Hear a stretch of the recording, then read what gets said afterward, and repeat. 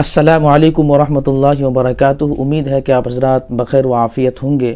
کچھ دنوں پہلے آپ کے سامنے ایک بات میں نے عرض کی تھی، پیش کی تھی کہ آپ کے سامنے کلام اللہ شریف یعنی قرآن مجید کا ترجمہ اور مختصر جامع تفسیر پیش کرنے کی کوشش کروں گا۔ تو اس کے لیے میں بہت فکر مند تھا اور بہت ڈر بھی لگ رہا تھا کہ کیا یہ کام ایسا کیا جا سکتا ہے، مطلب اتنی بڑی ذمہ داری کے ساتھ، چونکہ کلام اللہ شریف میں اگر ذرا بھی ادھر ادھر کی باتیں آ جائے، تفسیر بالرائے اگر قائم ہو جائے تو کتنے دردناک عذاب کی بھی بات ہے۔ فَلْيَتَبَوَّأْ مَقْعَدَهُ مِنَ النَّارِ، اس طرح کی وعیدیں آئی ہوئی ہیں احادیث میں اور دوسرے روایات میں، تو اسی وجہ سے اپنے آپ کو بھی ڈر بھی لگ رہا تھا۔ اور چونکہ یہ قرآن ایک بڑی ذمہ داری، بڑی کتاب ہے، یہ قرآن جب آپ صلی اللہ علیہ وسلم پر اتاری گئی تھی تو کتنے وہ بہت ہی کپکپاہٹ آ گئی تھی اور کتنے ڈر سے ہو گئے تھے۔ قرآن نے بھی اس کو ایک الفاظ میں بیان کیا ہے کہ لو انزلنا هذا القرآن على جبل لرأيته خاشعا متصدعا من خشية الله وَتِلْكَ الْأَمْثَالُ نَضْرِبُهَا لِلنَّاسِ لَعَلَّهُمْ يَتَفَكَّرُونَ کہ اگر اللہ کہہ رہے ہیں کہ اگر ہم نے یہ قرآن اگر کسی پہاڑ پر نازل کرتا تو تم دیکھتے کہ وہ اللہ کے خوف سے ریزہ ہو جاتا۔ اور یہ مثالیں اللہ تبارک و تعالیٰ بیان کرتی ہیں لوگوں کو سمجھانے کے لیے تاکہ غور کرے۔ تو قرآن بہت بڑی کتاب ہے، قرآن بہت ہی بڑی کتاب اور بہت سہل بھی کہہ لیجئے تو بہت دشوار اور مشکل بھی، ہر طرح کی باتیں ہیں اس میں۔ قرآن کی تفسیر، قرآن کے معنی، مطالب اور پیچیدہ عبارتوں کو سمجھنا بڑی اس میں محنت کی بات ہوتی ہے، بڑی ذمہ داری کی بات ہوتی ہے۔ اس میں جو تفسیر کرنے والے ہوتے ہیں، پڑھانے والے ہوتے ہیں، کتنی محنت اور مشقت کے بعد یہ چیزوں کو طلباء کے سامنے پیش کرتے ہیں۔ لیکن یہ قرآن جو ہے، یہ قرآن یہ انسان کے لیے ہے، عالم انسانیت کے لیے ہے۔ یہ قرآن اللہ کے بندوں کے لیے ہے، یہ صرف مسلمانوں کے لیے نہیں ہے، یہ مسلمانوں تک محدود نہیں ہے، بلکہ کسی بھی مذہب سے متعلق ہوں، یہ اللہ کے جو بندے ہیں، اللہ کے بندے سبھی ہیں، ہم ہیں، آپ ہیں، چاہے اللہ کے وہ بندے فرما بردار ہوں، مسلمانوں میں سے ہوں یا نافرمان ہوں یا دوسرے مذاہب میں سے ہوں، وہ اللہ کے بندے ہی ہیں اور یہ کتاب بھی انہی کے لیے ہے، تو ان تک یہ کتاب پہنچنی چاہیے۔ آج اس کتاب سے ہم کوسوں دور ہیں، غیر تو غیر، ہم مسلمان، ہم نے قرآن کو چھوڑ رکھا ہے۔ مسلمان ہم نے قرآن سے رشتہ کو مضبوط نہیں کیا، قرآن سے ہمارا رشتہ مضبوط نہیں۔ ایک وقت تھا کہ وہ معزز تھے زمانے میں مسلمان ہو کر، وہ معزز تھے زمانے میں مسلمان ہو کر، ہم خوار ہوئے تارک قرآن ہو کر۔ ایک وقت تھا کہ لوگوں نے قرآن کو مضبوطی سے پکڑا، وَاعْتَصِمُوا بِحَبْلِ اللَّهِ کے مصداق بنے، تو پھر وہ ساری کامیابی ان کے ہاتھ میں رہی اور ہر طرح سے وہ کامیاب ہو گئے۔ اور جو ہی قرآن سے رشتہ قرآن سے دور ہو گئے، قرآن سے ہمارا تعلق کمزور پڑ گیا، تو اس وقت سے جو ہے مسلمان ادھر ادھر بھٹک رہے ہیں اور ادھر ادھر کی ٹھوکریں کھاتے رہتے ہیں۔ اسی لیے دیکھا جاتا ہے کہ قرآن، الفاظ قرآن یعنی قرآن کی جب سیکھنے کی باری ہوتی ہے، قرآن سے کچھ سیکھنے اور سکھانے کی بات ہوتی ہے، تو ہم عام طور سے دیکھتے ہیں کہ کچھ مٹھی بھر طلباء، محدود طلباء ہی مدرسے میں آتے ہیں اور قرآن کی تعلیمات شروع کرتے ہیں۔ جب شروع کرتے ہیں تو ان کو سب سے پہلے الفاظ قرآن کو پہچاننے کی طرف ان کو ترغیب دیا جاتا ہے اور اس کے لیے ان کو تیار کیا جاتا ہے، اور سب سے پہلے عربی الفاظ، عربی حروف یعنی نورانی قواعد، نورانی قاعدے وغیرہ سے ان کو شروع کیا جاتا ہے۔ پھر کس مشکل اور محنت کے بعد وہ ان الفاظ کی ادائیگی کو اساتذہ سے سیکھتے ہیں، اساتذہ بڑی محنت و مشقت کے ساتھ ان کو تیار کرتے ہیں۔ پھر وہ الفاظ قرآن کو سیکھنے کے بعد اب ان کو جب پہچاننا ہو جاتا ہے، ناظرہ کلام پاک شروع کرتے ہیں، ناظرہ پڑھتے ہیں، تو اسی دوران کچھ بچے چھٹ جاتے ہیں اور کچھ بچے بچے رہتے ہیں، تو پھر وہ حفظ قرآن کی تیاری کرتے ہیں، حفظ قرآن میں لگتے ہیں۔ اور حفظ قرآن جو ایک بڑی محنت کی بات ہے، اتنی موٹی سی کتاب 6666 آیتیں، اتنی صورتیں، اتنے صفحات، ان کو زبانی کرنا یہ چھوٹا موٹا کام نہیں ہے، بڑی محنت کا کام ہے۔ جو کرتے ہیں وہی سمجھتے ہیں، بہت ہی محنت کے بعد کسی طرح سے کلام اللہ شریف کو حفظ کرتے ہیں. حفظ کرنے کے بعد یہی بات ختم نہیں ہوتی ہے، تو الفاظ قرآن پر محنت ہوئی، الفاظ قرآن پر ان کی پکڑ ہوتی ہے، لیکن اب ان کی باری آتی ہے کہ وہ معانی قرآن کو بھی سمجھا کرے. اب معانی قرآن کے لیے وہ عالمیت میں داخل ہوتے ہیں، عالمیت پڑھنا شروع کرتے ہیں. تو اتنے دن سے پڑھتے ہوئے کچھ طلباء کو یہ سفر بہت لمبا لگنے لگتا ہے، تو پھر وہ چھوڑ دیتے ہیں. اسی طرح سے پھر کچھ عالمیت یعنی معانی قرآن کو سمجھنے کے لیے ان سے پہلے جو قواعد نحو، قواعد صرف اور دوسرے قواعد اور دوسرے مضامین ان کو پڑھائے جاتے ہیں تاکہ آگے چل کر کے قرآن کو کما حقہ سمجھ سکے. کیوں؟ قرآن کو سمجھنے کے لیے اتنے سارے علوم پڑھائے جاتے ہیں، تو بڑی محنت، بڑی مشقت کرنی پڑتی ہے، اس کے لیے بڑی پاپڑ پیلنی پڑتی ہے.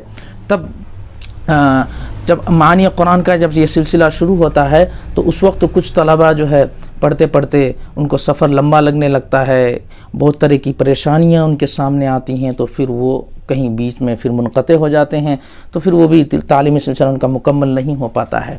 پھر کچھ ہی بچے بچتے ہیں، بڑی محنت کے بعد جا کر کے وہ معانی قرآن کو کسی طرح سے سمجھتے ہیں.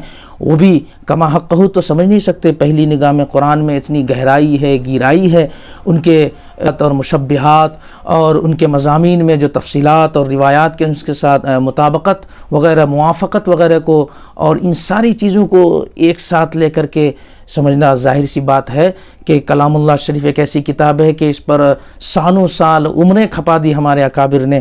تو تب جا کر کے کچھ انہوں نے حاصل کیا اور انہوں نے بڑی بڑی تفسیر کی کتابیں لکھی ہیں. وہ قوم کے لیے کتنے فائدے کی چیز ہیں. لیکن اور یہ میں کہہ رہا تھا کہ یہ جو علماء آج دن بدن لوگ علم قرآن اور علم حدیث سے دور ہوتے جا رہے ہیں، اور اس کا ایک پہلو یعنی یہ کہہ لیں کہ اس کی ایک وجہ یہ بھی ہو سکتی ہے کہ لوگ حاملین قرآن کا جس قدر احترام کرنا چاہیے، ان کے ساتھ جس سلوک اور جن سہولتوں کا برتاؤ کرنا چاہیے وہ نہیں دیا جا رہا ہے، ان کو نہیں مل پاتا ہے، جس کی وجہ سے بہت ساری چیزوں، معاشی بہت ساری حالات کی وجہ سے بہت لوگ ادھر ادھر چلے جاتے ہیں. تو یہ بڑی افسوس کی بات ہے کہ جو علماء قرآن ہیں، جو حافظ قرآن ہیں، ہمیں ان کا احترام کرنا چاہیے، ان کی عزت کرنی چاہیے. ان کے بہت محنت کے بعد وہ تیار ہوئے ہیں، وہ بھی تو انسانی ہیں. ان سے ذرا بھی سی بھی کوئی غلطی ہو جاتی ہے تو اس کو بہت زیادہ ہائی لائٹ کیا جاتا ہے، ان کو بہت زیادہ لوگوں میں پھیلایا جاتا ہے. تو یہ بہت بری بات ہے. یقیناً وہ انسان ہی ہیں، انسان ہی سے غلطی ہوتی ہے، وہ نبی نہیں ہے. یقیناً نبی کے وارث ہیں، انبیاء کے وارث ہیں. انبیاء کے وارث اس معنی کر کے ہے کہ علوم نبوہ کو انہوں نے حاصل کر کے لوگوں تک وہ پہنچا سکتے ہیں. علوم نبوت کو، انبیاء کے جو علوم ہیں ان کے علوم کو اور کلام اللہ شریف کے جو علوم ہیں ان کے علوم کو لوگوں تک، عوام تک آپ کے فائدے کے لیے وہ پہنچاتے ہیں. وہ کیا کرتے ہیں؟ وہ آپ کے فائدے کے لیے ان چیزوں کو پہنچاتے ہیں. تو اسی وجہ سے وہ وارثین انبیاء ہیں، لیکن وہ نبی نہیں ہیں. نبی معصوم ہوتے ہیں، انہیں سے غلطی نہیں ہوتی ہے. اور وہ انبیاء جو علماء ہوتے ہیں، وہ علماء قرآن اور علماء حدیث جو ہوتے ہیں وہ انسانی ہوتے ہیں. کبھی کبھار کچھ بھول چوک ہو جائے تو ان پر نظر انداز کرنا چاہیے، محبت کی نگاہ سے انہیں دیکھنی چاہیے، اس لیے کہ بڑی محنتوں اور پاپڑ پھیلنے کے بعد آپ کے سامنے اس طرح سے تیار ہوا ہے. تو اس طرح ان کی احترام نہ ہونے کی وجہ سے ان کے جب وہ خادمانہ زندگی میں آتے ہیں، علم قرآن اور حدیث کی خدمت دیتے ہیں، کہیں امامت کرتے ہیں تو کہیں درس و تدریس میں لگے ہوتے ہیں، تو ان کے ساتھ یہ ان چیزوں کو سمجھنے کے لیے تو پورا وقت دینا پڑتا ہے. اور پورا وقت دینے کا مطلب یہ ہے کہ اب وہ دوسری طرف دھیان نہیں دے پاتے، اپنی معاشی ضروریات کو پورے کرنے کے لیے وہ تجارت نہیں کر پاتے، اتنی یہ مشغولیت کی وجہ سے وہ یہ سب کام نہیں کر پاتے. تو اس کی وجہ سے وہ لگے ہوئے ہیں. تو جو عوام ان کے پیچھے ہے، جن کے پاس یہ علوم نہیں ہے، ان سے ان کو لینا ہے، وہ ایک شہد ہے، ان سے نچوڑ کر کے ان سے شہد کو حاصل کرنا ہے. تو ان کی بھی سہولت کا خیال رکھنا چاہیے، ان کی خدمت کا، ان کے وظائف کا، ان کے اچھی تنخواہوں کا انتظام ہونا چاہیے، ان کے بارے میں سوچنا چاہیے. اور آج یہ چیز نہیں ہے. یہ چیز نہ ہونا اس بات کی علامت ہے کہ لوگوں کے اندر قرآن کی محبت نہیں ہے. اور جب قرآن کی محبت نہیں ہے تو قوم پر کس طرح کی حالات آ رہے ہیں دیکھ رہے ہیں، ملک میں جگہ جگہ مسلمانوں کے ساتھ کیا کیا حالات پیش ہو رہے ہیں، اس لیے کہ وہ قرآن سے کوسوں دور ہیں. نہ تو قرآن کو ان کو قرآن سے محبت ہے، نہ تو حاملین قرآن سے محبت ہے. قرآن سے جب محبت نہیں ہوگی تو حاملین قرآن جو علماء قرآن ہیں، جو قرآن سیکھنے سکھانے والے ہیں، ان سے بھی ان کی محبت ظاہر سی بات ہے کم ہو جاتی ہے. یہ بڑی افسوس کی بات ہے اور یہ عذاب الہی کو بلانے کی یہ وجہ ہے. اسی لیے ان چیزوں سے ہم کو بچنا چاہیے. اور قرآن الفاظ، تو میں بات کر رہا تھا کہ یہ الفاظ قرآن کے بعد معنی قرآن کو سمجھنے کی بات ہونی چاہیے. اس لیے کہ آج تلاوت معنی قرآن تو دور کی بات، تلاوت قرآن سے لوگ سست پڑ گئے ہیں. دنیاوی چکا چوند میں، دنیاوی مصروفیات میں، مشغولیات میں یہ ساری چیزوں کو دور ہوتے چلے گئے ہیں. اسی وجہ سے میرے دل میں خیال آیا کہ کیوں نہ ہم بھی اسی سلسلے کو دوبارہ سے شروع کرتے ہیں. کلام اللہ شریف کا مختصر ترجمہ اور بالکل خلاصے انداز میں جو عوام کے ذہن میں بات سمجھ میں آ جائے، ایسے انداز میں کلام پیش کیا جائے، تفسیر پیش کی جائے، تاکہ خود متکلم کے لیے بھی اور سامعین کے لیے بھی فائدہ ہو جائے. اسی بہانے سے متکلم بھی نادم اور شرمندہ ہے، سست ہے، کاہل ہے. اللہ تبارک و تعالی ہمیں اس پر کام کرنے کی اور ہم جیسے ساتھیوں کو اس پر کام کرنے کی توفیق عطا فرمائے اور آگے بڑھنے کی توفیق عطا فرمائے اور ہم سب کو اس پر جمع رہنے کی توفیق عطا فرمائے. اس بہانے سے میں نے یہ سوچا کہ کیوں نہ آج ٹیکنالوجی کے مادھیم سے، ٹیکنالوجی کا تو دور ہے اور اس میں سوشل میڈیا کے ذریعے سے بات ادھر ادھر کی پہنچائی جاتی ہے، کتنی جھوٹی خبریں ادھر ادھر کی پہنچ جاتی ہیں اور کتنے فتنہ و فساد ہو جاتے ہیں، جتنے جھوٹے خبروں کا تسلسل رہتا ہے. تو اسی وجہ سے میرے دل میں خیال آیا کہ کیوں نہ ہم اس کا صحیح استعمال کرتے ہوئے، سوشل میڈیا کا صحیح استعمال کرتے ہوئے اللہ کے کلام کو اللہ کے بندوں تک پہنچایا جائے اور اس بہانے سے خود متکلم کا بھی فائدہ ہو جائے، متکلم بھی قرآن پر مطالعہ کرنے پر گامزن ہو جائے. اور آج بڑی افسوس کی بات ہے کہ قرآن کو تو تلاوت نہیں کرتے عوام، تو عوام خواص میں بھی یہ کمی پائی جا رہی ہے. بس گنے چنے لوگ ہی اب قرآن کے معانی اور تفاسیر پر مطالعہ دہراتے ہیں، نظر کرتے ہیں. یہ بڑی افسوس کی بات ہے. بس جو بھی علماء فارغ ہوتے ہیں، پڑھنے والے بھی ویسے ہی ہوتے ہیں، ان کو اچھے نہیں ملتے، اس معیار کے شوق اور جذبے والے نہیں ملتے، تو پھر وہ اساتذہ بھی جو پڑھاتے ہیں تو اتنے الفاظ قرآن کی محنت تک محدود ہو کر کے پھر بات سمٹ کر کے رہ جاتی ہے. بہت ہی کم، جتنی تعداد میں نہیں ہونا چاہیے اس سے زیادہ ہونی چاہیے. تو کئی ساری وجوہات کی وجہ سے لوگ کلام اللہ شریف سے آج دور ہیں، اس پر ہمیں غور کرنے کی ضرورت ہے. تو اسی پہلو کے طرف نظر کرتے ہوئے میں نے صرف اس مقصد سے اس سلسلے کو میں شروع کرنے جا رہا ہوں. دعا کیجئے کہ اللہ تبارک و تعالی جب شروع کر رہا ہوں تو تسلسل کے ساتھ اس کو مکمل تک پہنچا بھی سکوں. اور اللہ ہی جانے کہ اگر آپ کا ساتھ رہا، آپ اگر حوصلہ دیتے رہے، اپنی نیک رائے سے ہمیں نوازتے رہے، تو انشاءاللہ ثم انشاءاللہ تو پھر یہ کام ہو جائے گا. اسی لیے اور پھر میں یہ بات کہتا ہوں، چونکہ یہ کلام اللہ شریف کا ترجمہ آج شروع ہونے جا رہا ہے، سورہ فاتحہ سے شروع ہوگا انشاءاللہ. تو چونکہ یہ اللہ کا کلام ہے اور اللہ کے بندوں تک پہنچانا ہے، صرف مسلمانوں تک نہیں، مسلمانوں تک محدود نہیں ہے. یہ اللہ کا کلام اللہ کے بندوں تک پہنچانا ہے تاکہ وہ بھی ہدایت پر آ سکے اور ان کے اصلاح ہو جائے. کیونکہ ہم اصلاح کیا کریں، اللہ کا کلام سامنے ہے، اللہ کا کلام ہی لوگوں کو ہدایت پر لا سکتے ہیں. یقیناً اس کے ذریعے سے اللہ تبارک و تعالیٰ اس کے ذریعے سے اگر صحیح نیت کے ساتھ اس کو پڑھا جائے، سمجھا جائے تو ہدایت پر آ جاتے ہیں اور بعض لوگ اس سے گمراہ بھی ہو جاتے ہیں. تو خیر، تو اسی سلسلے کو مد نظر رکھتے ہوئے میں آج یہ کلام اللہ شریف کا ترجمہ شروع کرنے جا رہا ہوں سورہ فاتحہ سے. بسم اللہ الرحمن الرحیم. سورۃ الفاتحہ مکیۃ وہی 7 آیات. سورہ فاتحہ مکی ہیں اور اس میں 7 آیتیں ہیں. اس سورت کے اندر کل 7 آیتیں ہیں. پہلی کی 3 آیتیں اللہ سے متعلق ہیں، اخیر کی 3 آیتیں بندے سے متعلق ہیں، اور بیچ کی جو آیت ایاک نعبد و ایاک نستعین ہے یہ اللہ سے بھی اور بندے سے بھی متعلق ہے. اعوذ باللہ من الشیطان الرجیم. بسم اللہ الرحمن الرحیم. شروع کرتا ہوں میں اللہ کے نام سے جو بڑا مہربان نہایت رحم والا ہے۔ بسم اللہ الرحمن الرحیم، یہ کلام اللہ شریف کی مستقل ایک آیت بھی ہے اور تمام سورتوں کے شروع میں پڑھی جانے والی یہ بسم اللہ ہے۔ بسم اللہ الرحمن الرحیم، جن کاموں کے شروع میں کوئی دعا منقول نہیں ہے آپ صلی اللہ علیہ وسلم سے، ان کاموں کے شروع میں بسم اللہ الرحمن الرحیم پڑھنا چاہیے، جیسے کہ سونے کے وقت بسم اللہ اموت و احیا، کھانے سے پہلے بسم اللہ وعلی برکت اللہ، اور دوسرے مواقع پر بسم اللہ اللہ اکبر ذبح کرنے کے وقت۔ تو یہ دعا جو منقول ہیں ان کو پڑھا جائے، اور جن کاموں کے شروع میں کوئی دعا منقول نہیں ہے تو اس کے شروع میں بسم اللہ الرحمن الرحیم پڑھنا چاہیے۔ روایتوں میں آتا ہے کہ ہر وہ محترم شان کام جس کے شروع میں بسم اللہ یا الحمدللہ نہ پڑھا جائے تو وہ کام فہو اقطع، وہ ادھورا رہتا ہے، ناقص اور ادھورا رہتا ہے، تو اسی لیے بسم اللہ الرحمن الرحیم پڑھنا چاہیے۔ الحمدللہ رب العالمین، تمام تعریفیں اللہ کے لیے ہیں جو سارے جہاں کا پالن ہار ہے۔ الرحمن الرحیم، بڑا مہربان نہایت رحم والا ہے۔ مالک یوم الدین، مالک ہے روز جزا کا۔ ایاک نعبد و ایاک نستعین، ہم آپ ہی کی عبادت کرتے ہیں اور آپ ہی سے مدد چاہتے ہیں۔ اہدنا الصراط المستقیم، ہمیں سیدھا راستہ دکھا دیجئے، سیدھے راستے کی رہنمائی کیجئے۔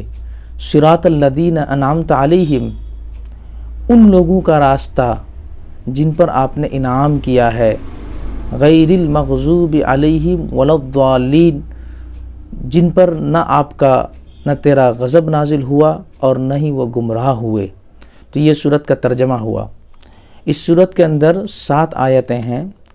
پہلی کی 3 آیتیں اللہ سے متعلق ہیں، یعنی اللہ کی حمد و ثنا ہے، اور آخر کی 3 آیتیں بندہ سے متعلق ہے، یعنی دعا کے لیے ہے، اور بیچ کی آیت ایاک نعبد و ایاک نستعین، یہ آیت اللہ اور بندہ دونوں سے متعلق ہے۔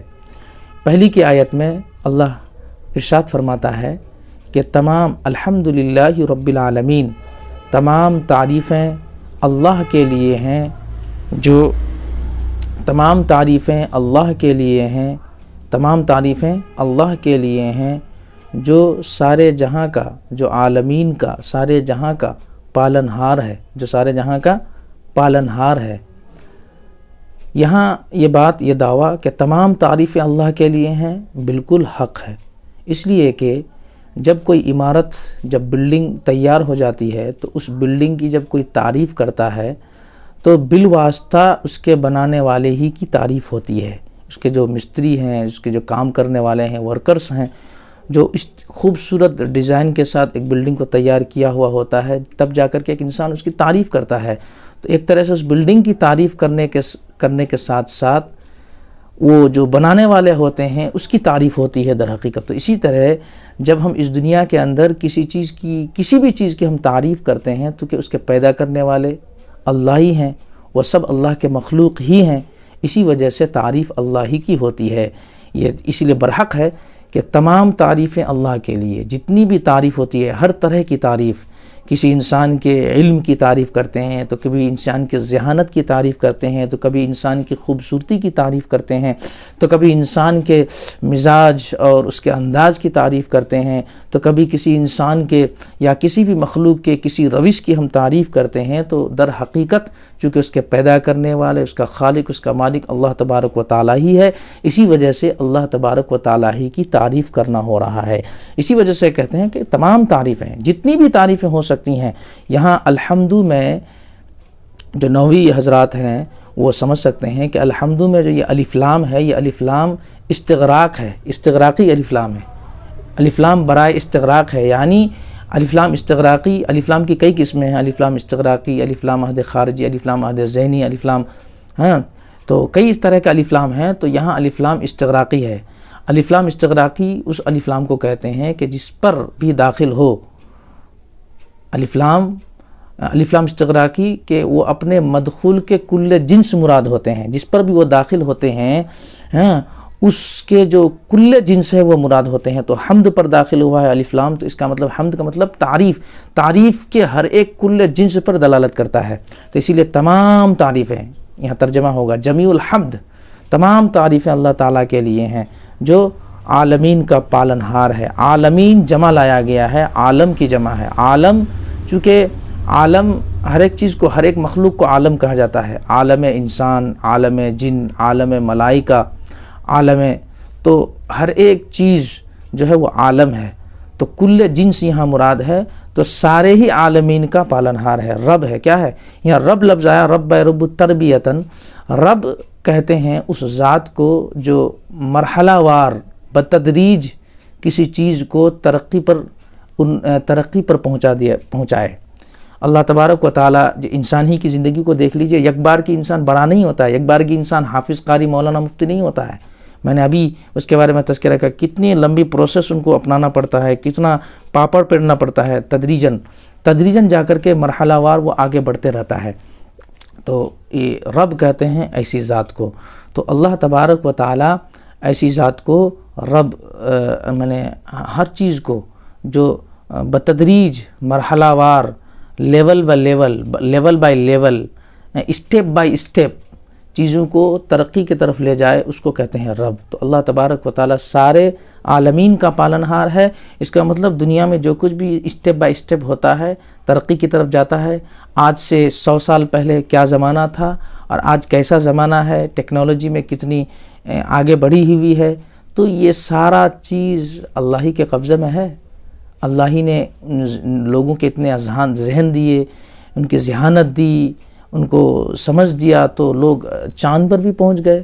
تو اس طرح کی باتیں ہیں جو تدریجاً ہوا کرتی ہیں۔ تو الرحمن، الحمدللہ رب العالمین، تمام تعریفیں اللہ کے لیے ہیں جو عالمین کا پالنہار ہے۔ الرحمن الرحیم، جو رحمان ہے اور رحیم ہے۔ رحمان اور رحیم دونوں کا معنی ایک ہے، لیکن معنی کے اعتبار سے مبالغہ رحمان میں زیادہ ہے اور رحیم میں کم ہے۔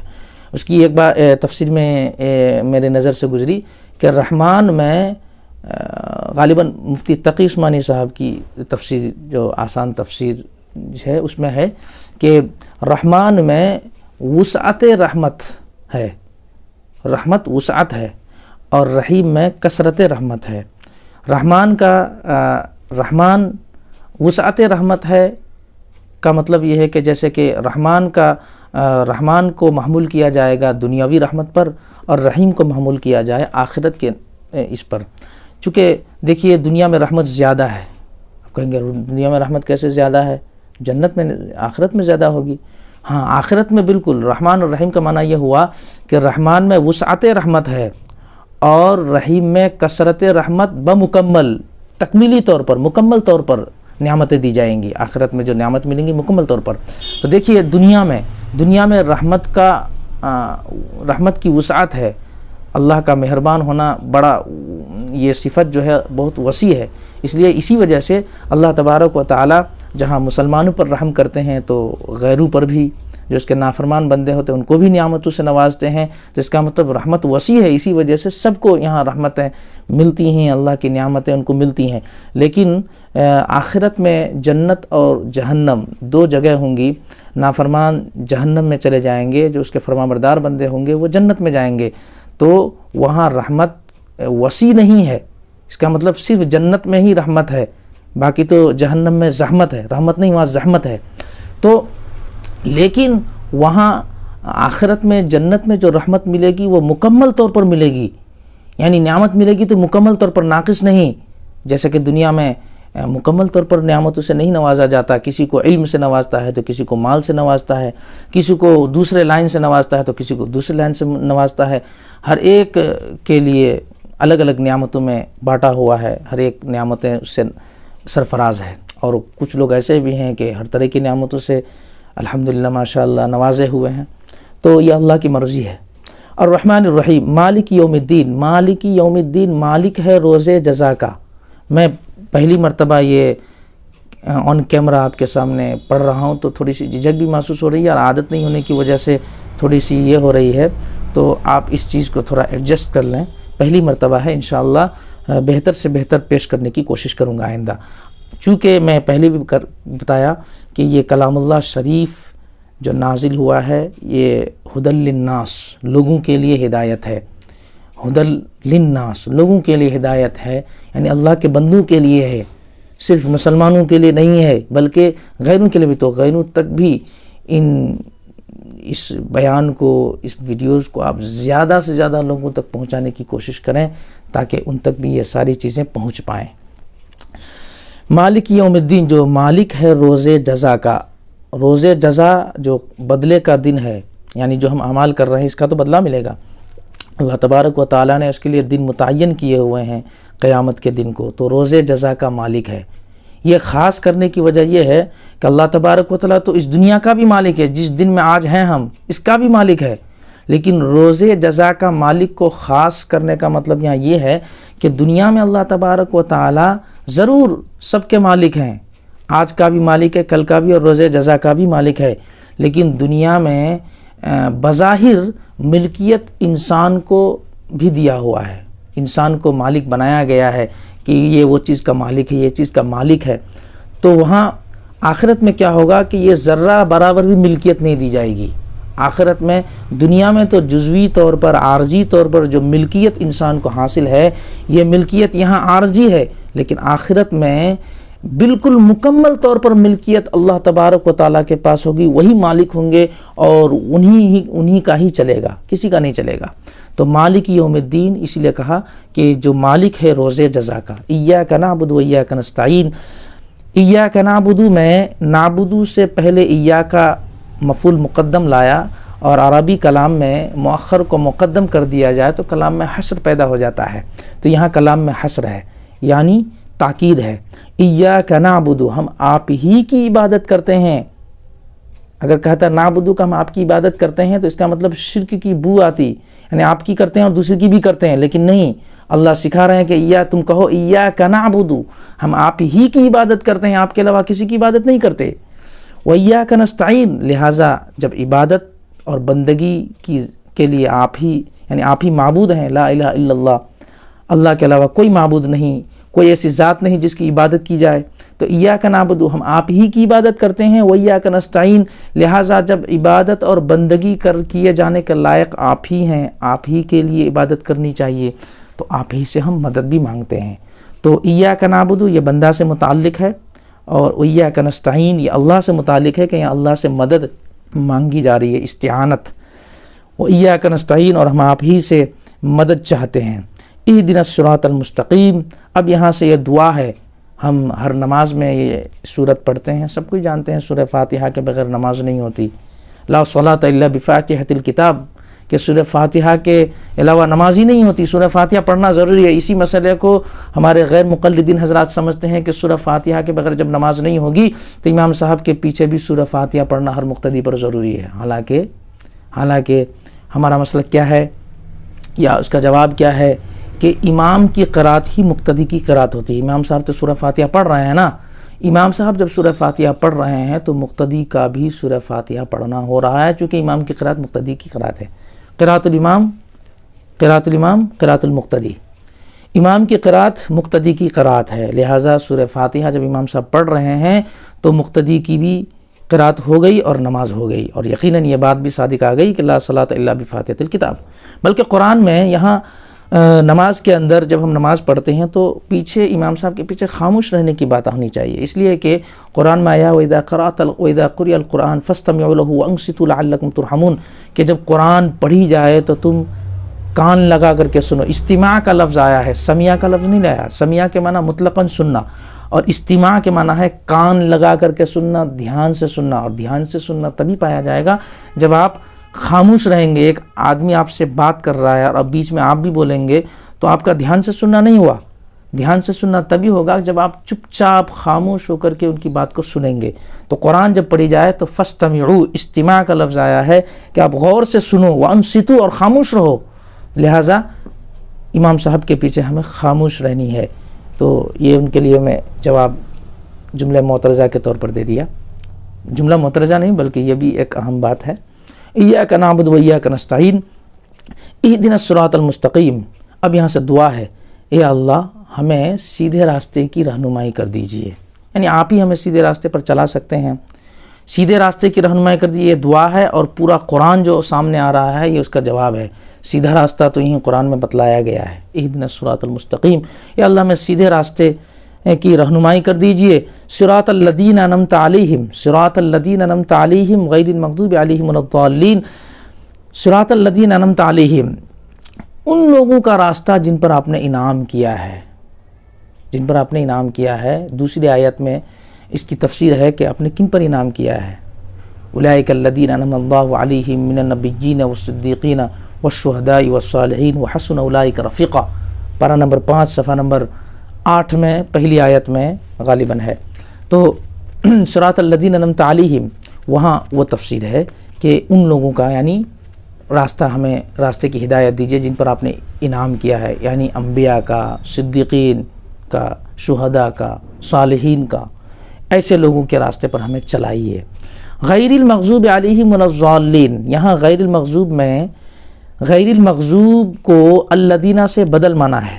تفسیر عثمانی میں یہ بات واضح ہے کہ غیر المغضوب جو ہے، غیر المغضوب یہ الذین، صراط الذین میں جو الذین ہے، الذین سے بدل ہے غیر المغضوبی۔ اب اگر اس کا بدل مانا جائے تو اس کا مطلب صراط مضاف ہے، الذین مضاف الیہ ہے، تو اس کے تحت میں غیر المغضوب بھی انہی کے تحت میں ہے۔ لہٰذا ترجمے کے وقت اس چیز کو خیال رکھنی چاہیے۔ یہاں ترجمے میں تھوڑی سی الگ الگ یہ کیے ہوئے ہیں۔ تفسیر عثمانی میں لکھا ہوا ہے کہ جہاں اس کے خلاف ترجمہ کرتے ہیں تو وہ ترکیب کے خلاف ہونے کی وجہ سے مقصود کے بھی خلاف ہو جاتا ہے، اسی وجہ سے ترجمے میں اس چیز کا دھیان رکھا جائے۔ ترجمہ کیا کریں گے کہ ان لوگوں کا راستہ جن پر آپ نے انعام کیا، اور اسی کی صفت آ رہی ہے کہ وہ لوگ ایسے نہیں تھے کہ اس پر آپ کا غضب اترا، غیر المغضوبی، یعنی وہ لوگ ایسے تھے غیر المغضوبی کہ نہ تو ان پر تیرا غضب نازل ہوا ولا الضالین، اور نہ وہ خود گمراہ ہوئے۔ یہ اصل ترجمہ ہے کہ ان لوگوں کا راستہ جن پر آپ نے انعام کیا کہ جن پر تیرا غضب بھی نازل نہیں ہوا اور وہ گمراہ بھی نہیں ہوئے۔ لیکن بعض جگہ ترجمہ یہ کیا جاتا ہے صراط الذین کے ان لوگوں کا راستہ جن پر آپ نے انعام کیا، نہ کہ ان لوگوں کا راستہ جن پر تیرا غضب نازل ہوا اور نہ ان لوگوں کا راستہ جو گمراہ ہو گئے۔ تو ایسے صورت غیر المغضوب جو ہے علیہم میں جو ہم ہے اس پر عطف مانتے ہیں اور کہتے ہیں کہ غیر المغضوب اصل میں للمغضوب ولا الضالین، لا عاطفہ یا غیر عاطفہ کے ذریعے سے یہ عطف ہے۔ لیکن صحیح ترجمہ، صحیح مقصد جو اکثر جگہوں میں نے دیکھا تفسیر عثمانی میں اور مولانا اشرف علی تھانوی رحمۃ اللہ علیہ کی بیان القرآن میں غالباً دیکھا، تو ترجمہ میں تفسیر عثمانی جو یعنی انعمت علیہم کو غیر المغضوب کو الذین کا بدل مانا ہے، جس کی وجہ سے ترجمہ ہوگا۔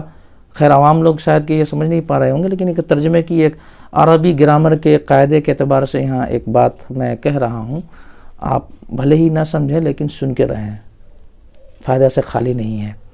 صراط الذین انعمت علیہم غیر المغضوب علیہم ولا الضالین، ان لوگوں کے راستے پر چلائیے جن پر آپ نے انعام کیا ہے، جن پر تیرا غضب بھی نازل نہیں ہوا اور نہ وہ گمراہ ہوئے۔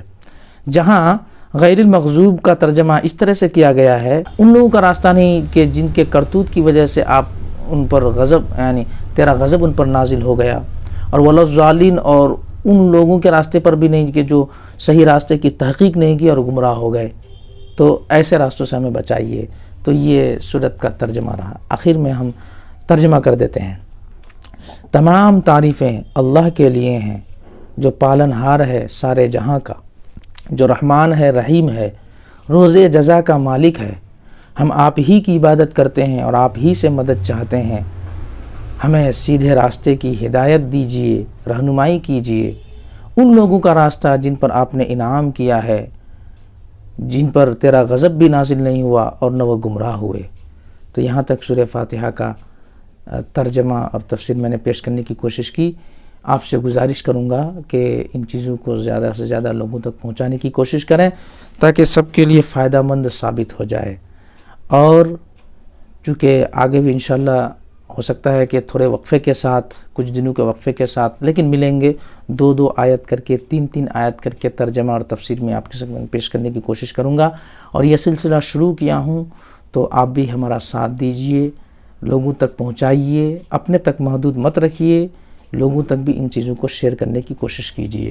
السلام علیکم ورحمۃ اللہ وبرکاتہ۔